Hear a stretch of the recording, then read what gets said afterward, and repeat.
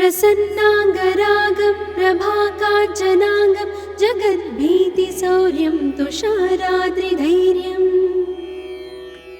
तृणीभूतहेतिं रणोद्यद्विभूतिं भजे वायुपुत्रं पवित्राप्तमित्रम् भजे पावनं भावनानित्यवासम्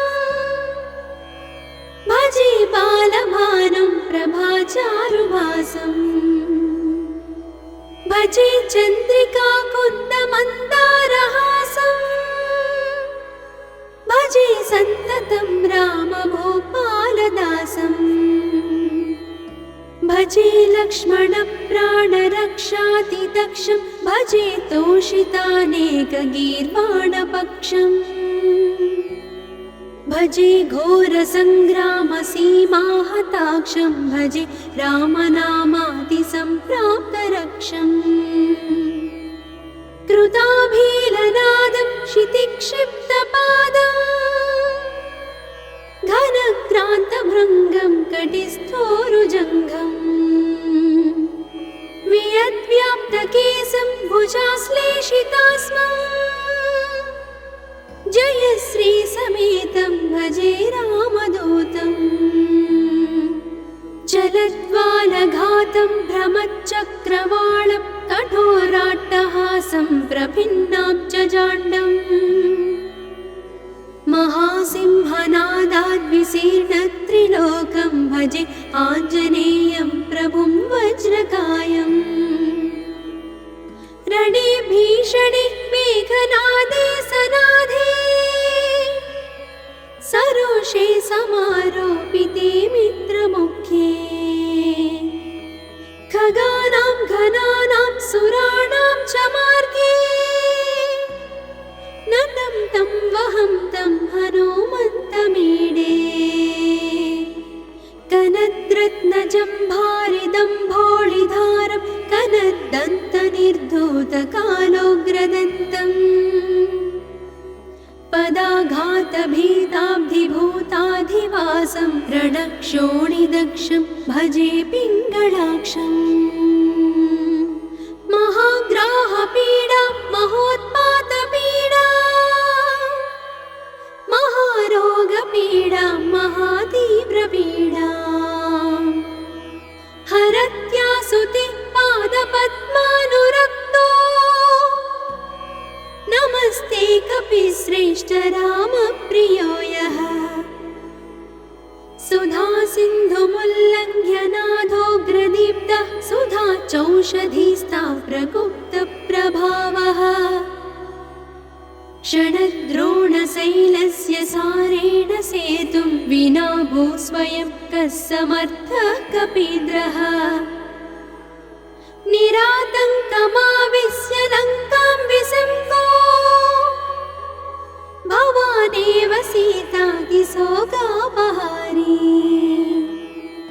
समुद्रान्तरङ्गादिरौद्रं विनिद्रम् विलङ्घ्योरुजङ्घस्तुता मर्त्यसङ्घः रमानाथ रामः क्षमानाथ रामः अशोकेन शोकं विहाय प्रहर्षम् वनान्तर्घनं जीवनं दानवानं विपाट्य प्रहर्षात् हनूमान् त्वमेव जराभारतो भूरिपीडां शरीरे निराधारणारूढगाढप्रतापे भवत्पादभक्तिं भवद्भक्तिरक्तिं कुरु श्रीहनुमत्प्रभो मे दयाळो महायोगिनो ब्रह्मरुद्रादयो वा न जानन्ति तत्त्वं निजं राघवस्य कथं ज्ञायते मातृसे नित्यमेव प्रसीद प्रभु वानरेन्द्रो नमस्ते नमस्ते महासत्त्ववाहाय तुभ्यं नमस्ते महावज्रदेहाय तुभ्यं नमस्ते परिभूतसूर्याय तुभ्यम् सर्वकार्याय तुभ्यम् नमस्ते सदा ब्रह्मचर्याय तुभ्यं नमस्ते सदा वायुपुत्राय तुभ्यम् नमस्ते सदा पिङ्गळाक्षाय तुभ्यं नमस्ते सदा रामभक्ताय तुभ्यम् हनुमद्भुजङ्गप्रयातं प्रभाते प्रदोषेऽपि वाचार्थरात्रेऽपि मध्यः पठन्नस्नतोऽपि प्रमुक्ताघजालः सदा सर्वदा रामभक्तिं प्रयाति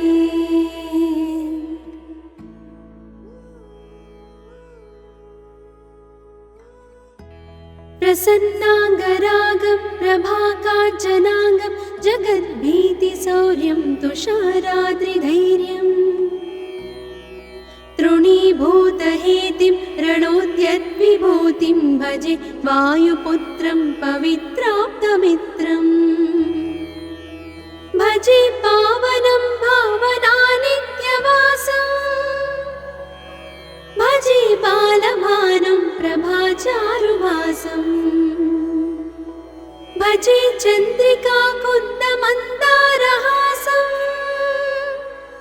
भजे सन्ततं रामभूपालदासम् भजे लक्ष्मणप्राणरक्षातिदक्षं भजे तोषितानेकगीर्वाणपक्षम् भजे घोरसङ्ग्रामसीमाहताक्षं भजे रामनामातिसम्प्राप्तरक्षम् कृताभीलनादं क्षितिक्षिप्तपादम् घनक्रान्तभृङ्गं कटिस्थोरुजङ्घम् वियद्व्याप्तकेशं भुजाश्लेषितास्मम् जयश्रीसमेतं भजे रामदूतम् जलद्वालघातं भ्रमच्चक्रवालं कठोराट्टहासं प्रभिन्नाब्जजाण्डम् महासिंहनादाद्विशीर्णत्रिलोकं भजे आञ्जनेयं प्रभुं वज्रकायम् रणे भीषणे मेघनादे सनादे सरोषे समारोपिते मित्रमुख्ये खगानां घनानां सुराणां च मार्गे नतं तं वहं तं हनुमन्तमीडे कनद्रत्नजम्भारिदम्भोळिधारं कनद्दन्तनिर्धूतकालोग्रदन्तम् पदाघातभीताब्धिभूताधिवासं रणक्षोणिदक्षं भजे पिङ्गळाक्षम् महाग्राहपीडा महोत्पातपीडा महारोगपीडा महातीव्रपीडा हरत्यासुते पादपद्मानुरक्तो नमस्ते कपिश्रेष्ठ रामप्रियो यः सुधा सिन्धुमुल्लङ्घ्य नाथोग्रदीप्तः सुधा चौषधीस्था प्रकुप्तप्रभावः षडद्रोणशैलस्य सारेण सेतुं विना भूस्वयं कः समर्थः कपीन्द्रः निरातङ्कमाविश्य लङ्कां विसम्पो भवानेव सीतातिशोकापहारी समुद्रान्तरङ्गादिरौद्रं विनिद्रम् विलङ्घ्योरुजङ्घस्तुता मर्त्यसङ्घः रमानाथ रामः क्षमानाथ रामः अशोकेन शोकं विहाय प्रहर्षम् वनान्तर्घनं जीवनं दानवानं विपाट्य प्रहर्षात् हनुमान् त्वमेव जराभारतो भूरिपीडां शरीरे निरा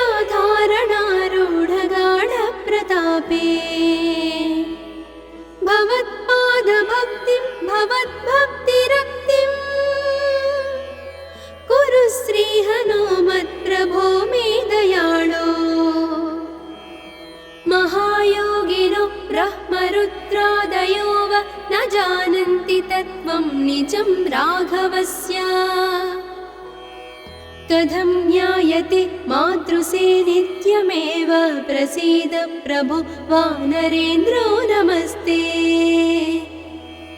नमस्ते महासत्त्ववाहाय तुभ्यं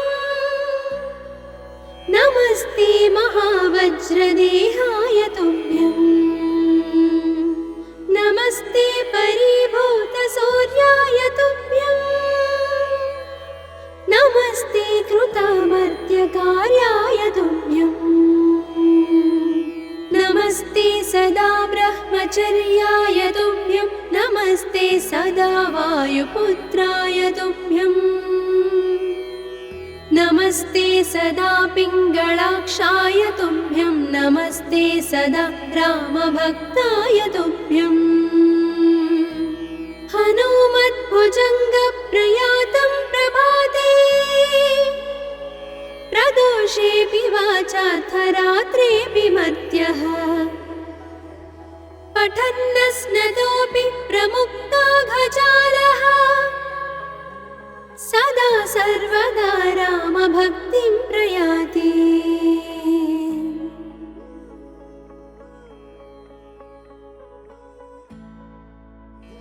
प्रसन्नाङ्गरागं प्रभाकाञ्चनाङ्गं जगद्भीतिशौर्यं तुषाराद्रिधैर्यं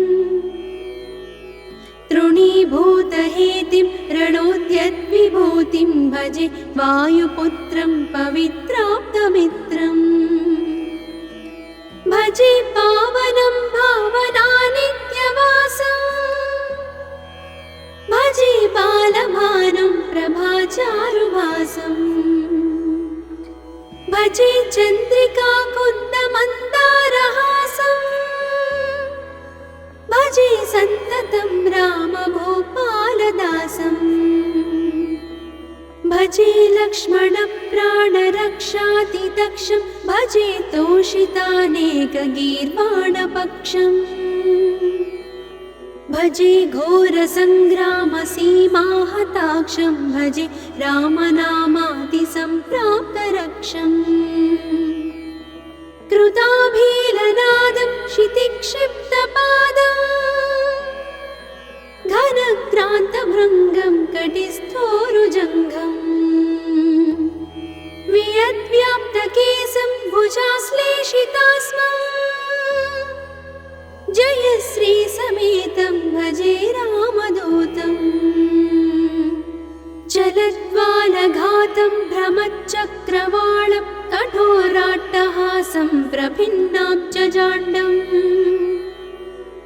महासिंहनादाद्विशीर्णत्रिलोकं भजे आञ्जनेयं प्रभुं वज्रकायम् रणे भीषणे मेघनादे सनादे सरोषे समारोपिते मित्रमुख्ये खगानां घनानां सुराणां च मार्गे नतं तं वहं तं हनुमन्तमीडे कनद्रत्नजम्भारिदम्भोळिधारं कनद्दन्तनिर्धूतकालोग्रदन्तम् पदाघातभीताब्धिभूताधिवासं रणक्षोणिदक्षं भजे पिङ्गळाक्षम् महाग्राहपीडा महोत्पातपीडा महारोगपीडा महातीव्रपीडा हरत्यासुते पादपद्मानुरक्तो नमस्ते कपिश्रेष्ठ रामप्रियो यः सुधा सिन्धुमुल्लङ्घ्य नाथोग्रदीप्तः सुधा चौषधीस्ता प्रकुप्तप्रभावः षडद्रोणशैलस्य सारेण सेतुं विना भूस्वयं कः समर्थः कपीन्द्रः निरातङ्कमाविश्य लङ्कां विसङ्गो भवानेव सीतातिशोकापहारी समुद्रान्तरङ्गादिरौद्रं विनिद्रं विलङ्घ्योरुजङ्घ प्रस्तुता मर्त्यसङ्घः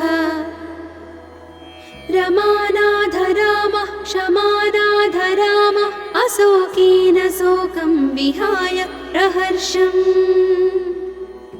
वनान्तर्घनं जीवनं दानवानं विपाट्य प्रहर्षात् हनूमान् त्वमेव जराभारतो भूरि पीडां शरीरे निराधारणारूढगाढप्रतापे भवत्पादभक्तिं भवद्भक्तिरक्तिं कुरु श्रीहनुमत्प्रभो मे दयाळो महायोगिनो ब्रह्मरुद्रादयो वा न जानन्ति तत्त्वं निजं राघवस्य कथं ज्ञायते मातृसे नित्यमेव प्रसीद प्रभो वानरेन्द्रो नमस्ते नमस्ते महासत्त्ववाहाय तुभ्यं नमस्ते महावज्रदेहाय तुभ्यं नमस्ते परिभूतसूर्याय तुभ्यं नमस्ते कृतामर्त्यकार्याय तुभ्यं नमस्ते सदा ब्रह्मचर्याय तुभ्यं नमस्ते सदा वायुपुत्राय तुभ्यं नमस्ते सदा पिङ्गळाक्षाय तुभ्यं नमस्ते सदा रामभक्ताय तुभ्यं हनुमद्भुजङ्गप्रयातं प्रभाते प्रदोषेऽपि वाचार्थरात्रेऽपि मध्यः पठन्नस्नतोऽपि प्रमुक्ताघजालः सदा सर्वदा रामभक्तिं प्रयाति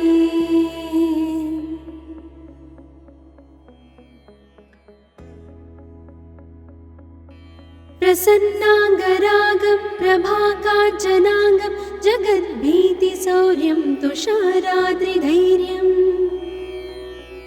तृणीभूतहेतिं रणोद्यद्विभूतिं भजे वायुपुत्रं पवित्राप्तमित्रम्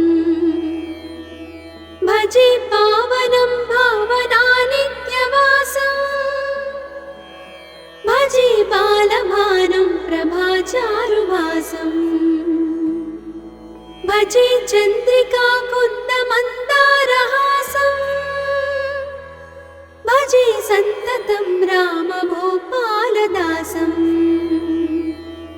भजे लक्ष्मणप्राणरक्षातिदक्षं भजे तोषितानेकगीर्वाणपक्षम्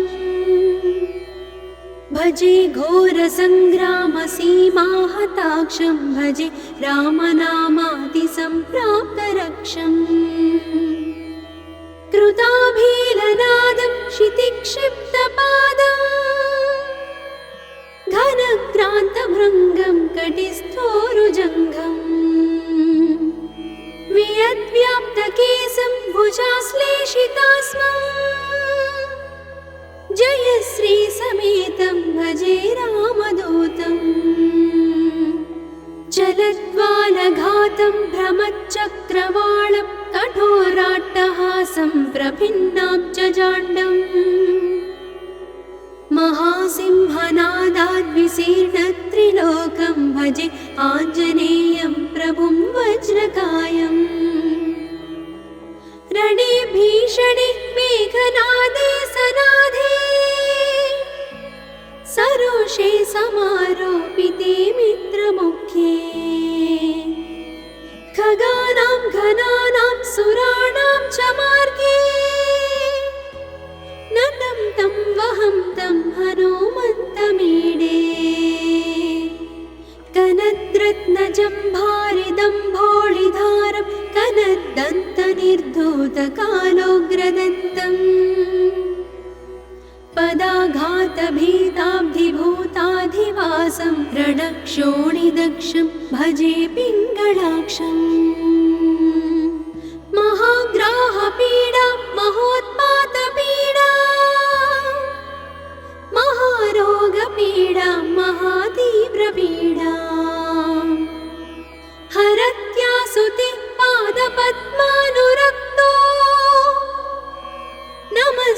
कपिश्रेष्ठ रामप्रियो यः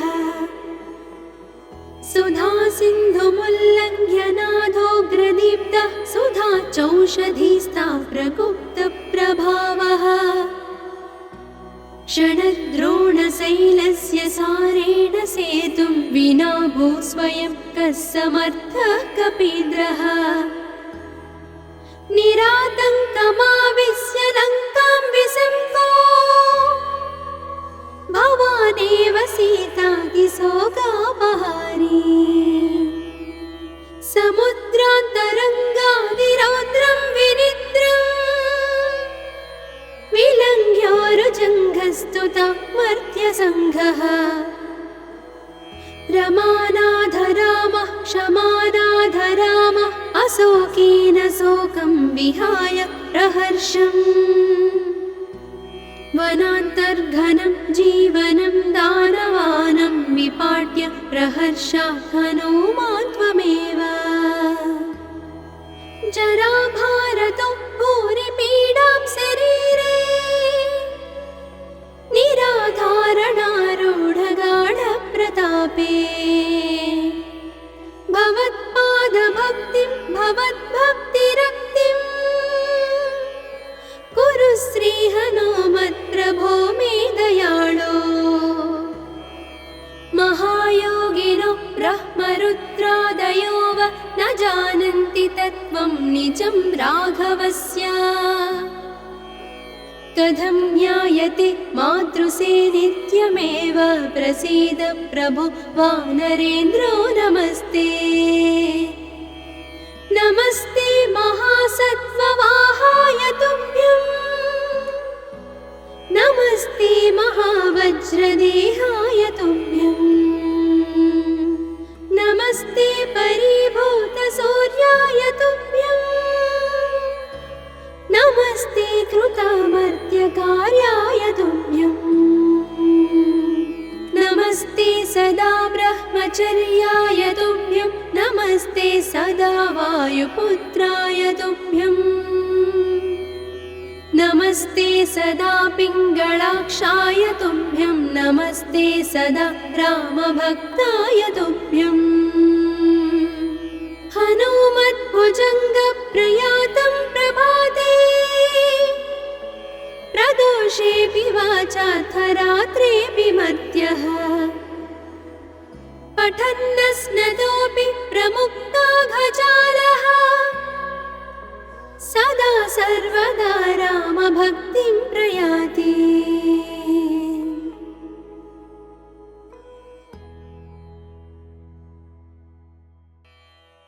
प्रसन्नाङ्गरागं प्रभाकाञ्चनाङ्गं जगद्भीतिशौर्यं तुषाराद्रिधैर्यं तृणीभूतहेतिं रणोद्यद्विभूतिं भजे वायुपुत्रं पवित्राप्तमित्रम् भजे पावनं भावनानित्यवासम् भजे बालभानुं प्रभाचारुभासम् भजे चन्द्रिकाकुन्दमन्दारहासम् भजे सन्ततं रामभूपालदासम् भजे लक्ष्मणप्राणरक्षातिदक्षं भजे तोषितानेकगीर्वाणपक्षम् भजे घोरसङ्ग्रामसीमाहताक्षं भजे रामनामादिसम्प्राप्तरक्षम् कृताभीलनादं क्षितिक्षिप्तपादं घनक्रान्तभृङ्गं कटिस्थोरुजङ्घम् वियद्व्याप्तकेशं भुजाश्लेषितास्मम् जयश्री समेतं भजे रामदूतम् चलद्वालघातं भ्रमच्चक्रवालं कठोराट्टहासं प्रभिन्नाब्जजाण्डम् महासिंहनादाद्विशीर्णत्रिलोकं भजे आञ्जनेयं प्रभुं वज्रकायम् रणे भीषणे मेघनादे सनादे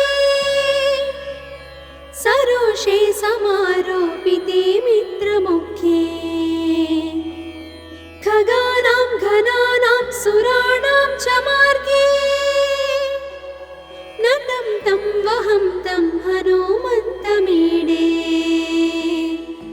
कनद्रत्नजम्भारिदम्भोळिधारं कनद्दन्तनिर्धूतकालोग्रदन्तम्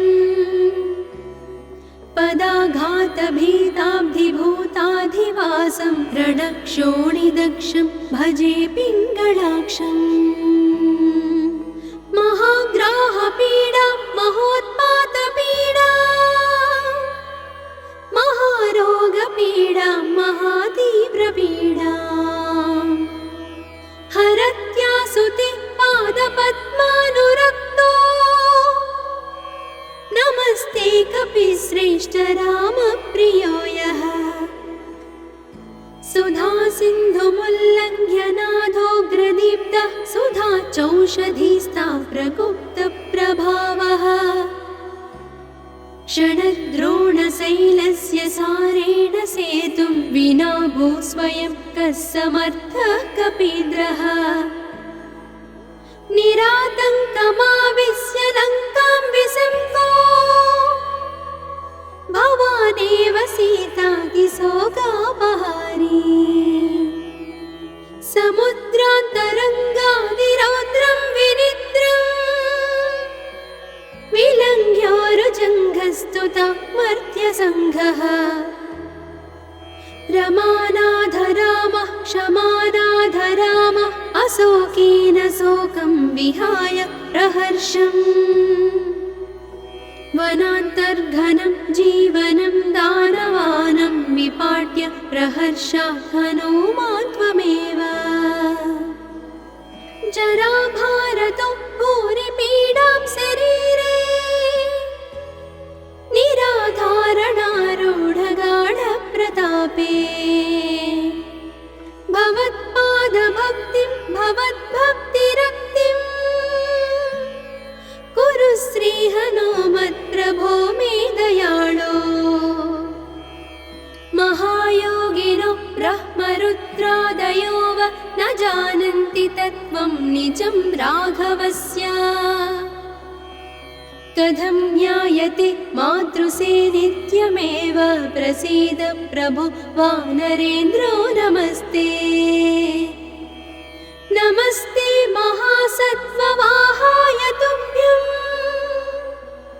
नमस्ते महावज्रदेहाय तुभ्यं नमस्ते परिभूतसूर्याय तुभ्यं नमस्ते कृतामर्त्यकार्याय तुभ्यं नमस्ते सदा ब्रह्मचर्याय तुभ्यं नमस्ते सदा वायुपुत्राय तुभ्यं नमस्ते सदा पिङ्गळाक्षाय तुभ्यं नमस्ते सदा रामभक्ताय तुभ्यं हनुमद्भुजङ्गप्रयातं प्रभाते प्रदोषेऽपि वाचार्थरात्रेऽपि मर्त्यः पठन्नस्नतोऽपि प्रमुक्ताघजालः सदा सर्वदा रामभक्तिं प्रयाति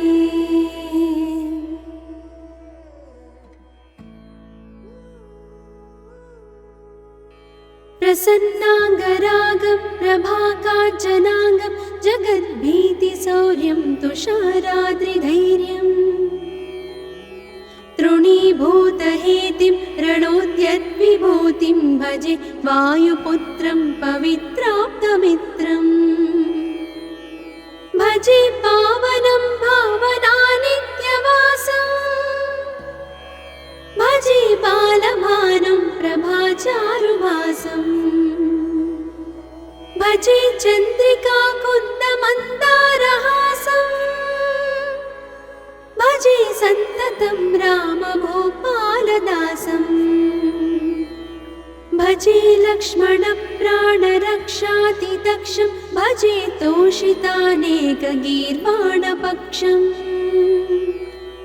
भजे घोरसङ्ग्रामसीमाहताक्षं भजे रामनामातिसम्प्राप्तरक्षम्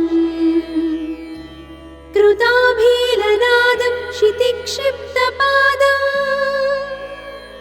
घनक्रान्तभृङ्गं कटिस्थोरुजङ्घम्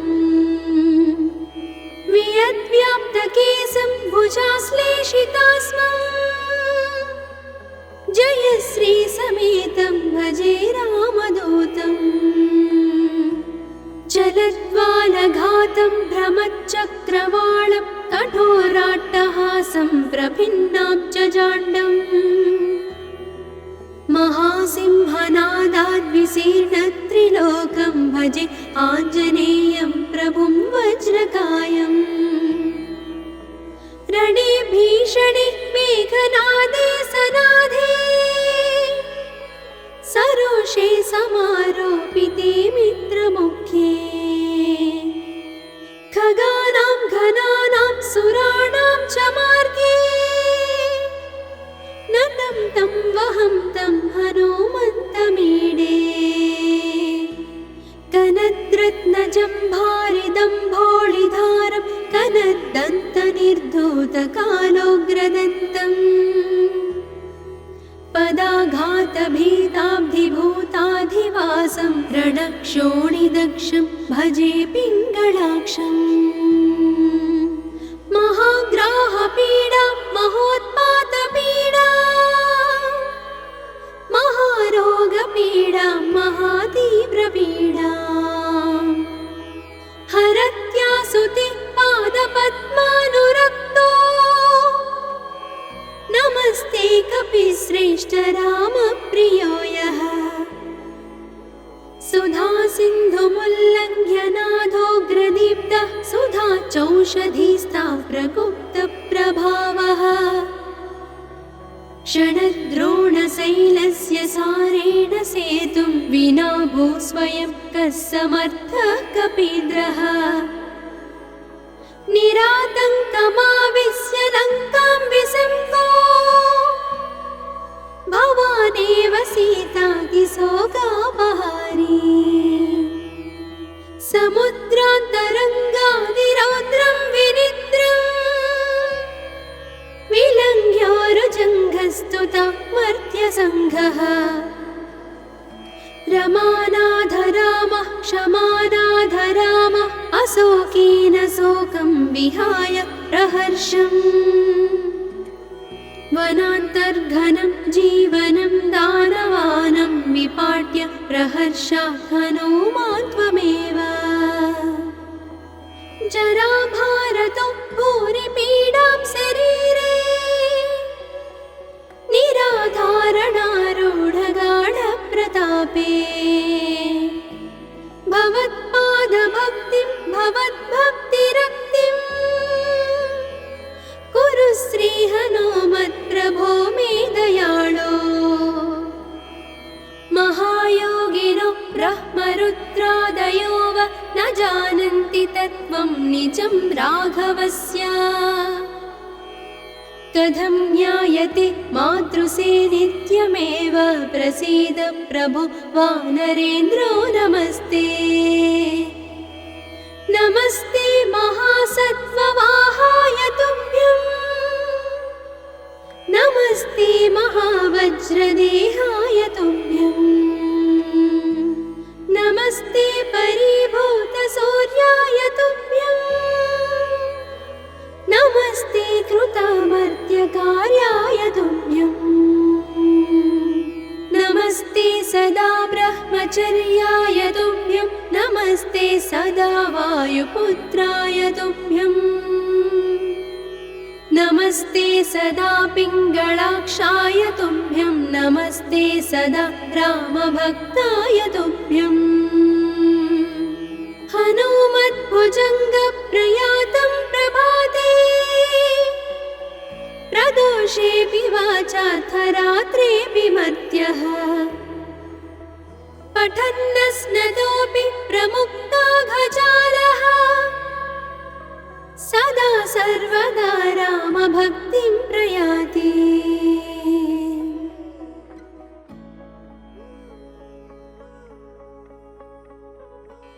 प्रसन्नाङ्गरागं प्रभाकाञ्चनाङ्गं जगद्भीतिशौर्यं तुषाराद्रिधैर्यम्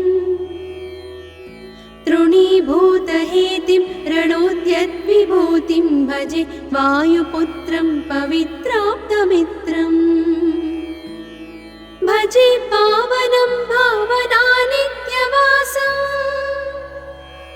भजे बालभानुं प्रभाचारुभासम् भजे चन्द्रिकाकुन्दमन्दारहासम् भजे सन्ततं रामभूपालदासम्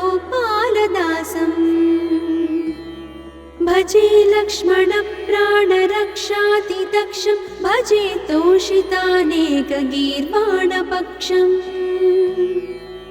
भजे घोरसङ्ग्रामसीमाहताक्षं भजे रामनामातिसम्प्राप्तरक्षम् कृताभीलनादं क्षितिक्षिप्तपादम् घनक्रान्तभृङ्गं कटिस्थोरुजङ्घम् वियद्व्याप्तकेशं भुजाश्लेषितास्मम् जयश्रीसमेतं भजे रामदूतम् चलद्वालघातं भ्रमच्चक्रवालं कठोराट्टहासं प्रभिन्नाब्जजाण्डम् महासिंहनादाद्विशीर्णत्रिलोकं भजे आञ्जनेयं प्रभुं वज्रकायम् रणे भीषणे मेघनादे सनादे सरोषे समारोपिते मित्रमुख्ये खगानां घनानां सुराणां च मार्गे नतं तं वहं तं हनुमन्तमीडे कनद्रत्नजम्भारिदम्भोळिधारं कनद्दन्तनिर्धूतकालोग्रदन्तम् पदाघातभीताब्धिभूताधिवासं रणक्षोणिदक्षं भजे पिङ्गळाक्षम् महाग्राहपीडा महोत्पातपीडा महारोगपीडा महातीव्रपीडा हरत्यासुते पादपद्मानुरक्तो नमस्ते कपिश्रेष्ठ रामप्रियो यः सुधा सिन्धुमुल्लङ्घ्य नाथोग्रदीप्तः सुधा चौषधीस्ता प्रकुप्तप्रभावः षडद्रोणशैलस्य सारेण सेतुं विना भूस्वयं कः समर्थः कपीन्द्रः निरातङ्कमाविश्य लङ्कां विसङ्को भवानेव सीतातिशोकापहारी समुद्रान्तरङ्गादिरौद्रं विनिद्रम् विलङ्घ्योरुजङ्घस्तुता मर्त्यसङ्घः रमानाथ रामः क्षमानाथ रामः अशोकेन शोकं विहाय प्रहर्षम् वनान्तर्घनं जीवनं दानवानं विपाट्य प्रहर्षात् हनूमान् त्वमेव जराभारतो भूरिपीडां शरीरे निराधारणारूढगाढप्रतापे भवत्पादभक्तिं भवद्भक्तिरक्तिं कुरु श्रीहनुमत्प्रभो मे दयाळो महायोगिनो ब्रह्मरुद्रादयो वा न जानन्ति तत्त्वं निजं राघवस्य कथं ज्ञायते मातृसे नित्यमेव प्रसीद प्रभो वानरेन्द्रो नमस्ते नमस्ते महासत्त्ववाहाय तुभ्यं नमस्ते महावज्रदेहाय तुभ्यं नमस्ते परिभूतसूर्याय तुभ्यम्